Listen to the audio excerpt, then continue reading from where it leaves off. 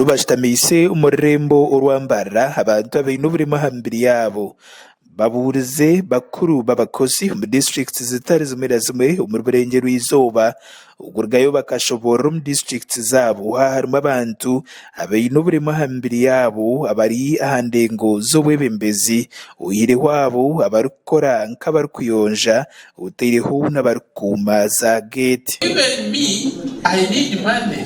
But don't assume that because I'm disabled, then I must be poor and you give me your crumpled 5,000 note. That's unfair. Stereotypes and bias, the stereotypes and those assumptions we make about other people, that like we generalize and we oversimplify characteristics of other people because of their assumptions. Abantu abaine oburemu aha mibiri yabo kandi washomera obushomesa Rajabu nashoborera nagira ngu afererwe emirimo mingi abo kugira ngu omu myanya yabere nazamu abere tarikushanga muntu orikubaasa kumuvunura okukozesa obubonero. A deaf person, the challenges I have at my workplace, counseling and guidance, there are some things I would have got, but because I lack a sign language interpreter, I end up missing them. So if I had a sign language interpreter or if I had the easy way of communicating, everything would be easy for me.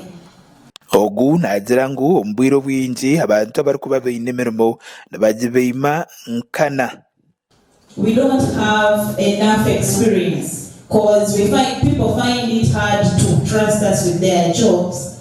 We don't do what we are supposed to do because sometimes we live in the abstract. We have challenges. They think persons who are disabled, they live with their disabilities, they don't deserve equal rights like any other person in the schools, in the hospitals and different settings where we stay. Muringo nugogume Dr. Abdul Busurwa nawe ino buremu aha mubiri gwe nagira ngu obuzibu bw'amaani buri aha Abanya-Uganda okuteekateeka ngu omuntu kwarikuba aine oburemu aha mubiri gwe arikubaasa kugira eki yayekora eki arikugira ngu n'ebishobo. Ne bw'osoma n'ofuna ebbaluwa ez'enkana zitya naye ng'ensi erowooza nti tosobola, ebiseera ebisinga tebajja kuwa mukisa ogwo. Ate buli lw'otofuna mukisa ate onookolerawa. Emyaka si mingi nnyo emabega twalinanga abakyala nga babeera manju, naye kati Museveni bwe yajja n'agamba abakyala bave mu manju batandika okukola emirimu, tetulabye abakyala abakoze ejjannaggwano, abakyala bavudde eno beera b'amaanyi, naye nga baalingayo naye nga tebaweereddwa mukisa. Kati bandikoze batya ng'omukisa teguliiwo? So naffe bwe tugamba nti naffe tuweebwe ku mukisa ogwo ng'abaliko obulemu, tusobole okukola ebyo bye tutasobola, ensi ebitegeere nti kino ogundi tajja kisobola. Omusajja bw'abanga muzibe tajja kuvuga mmotoka, tajja kuvuga bodaboda, naye alina by'asobola.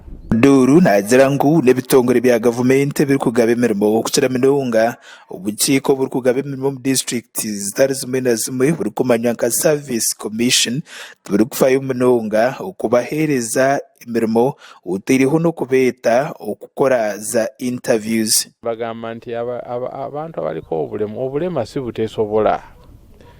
Omuntu oyo mumugezese, bw'aba ayise ebibuuzo ng'ayise interview mumuwa omulimu.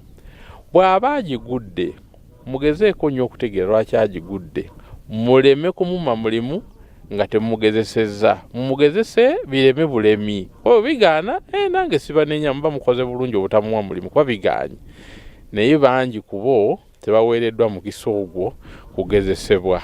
Ogu nagira ngu eki kireetera abantu batari bamwe na bamwe abaine oburemu aha mibiri yaabo okwehwa amatsiko mu kugambaho n'abakuru b'abakozi okuruga mu districts zitari zimwe na zimwe mu burengero izooba bashoborere ngu obwire bwingi emirimo erikwija neija eriho obushonshoreke kandi obwire bwingi nibaba batarikuheereza mugisha abantu abaine oburemu aha mibiri yaabo. Normally, when we are making these applications and we are making these adverts, there is no provision to cater for people with disabilities.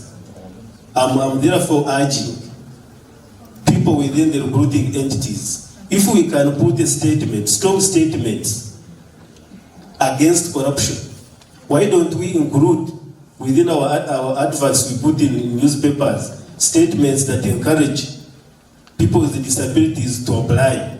David Ogwango Chichirire Commissioner wa Public Service babiri nagamba huda Sky TV achoberere ngu n'umurimo gw'aba commissioner bono mwihanga okutitekerya affirmative action mu gukora n'ekigendererwa cyo kurebeka ngu n'abantu abaine oburema hambiri yabo babasa kutunga emirimo mu bitongore bya gavumenti bitari bimwe na bimwe. District Service Commissions abide by this Article 32 of the Constitution to include every person within the public service of Uganda, whether somebody is disabled, whether somebody is blind, because today we are disseminating guidelines that will support them in recruiting them, training them, and also maintaining them within the job, within the service until they exit.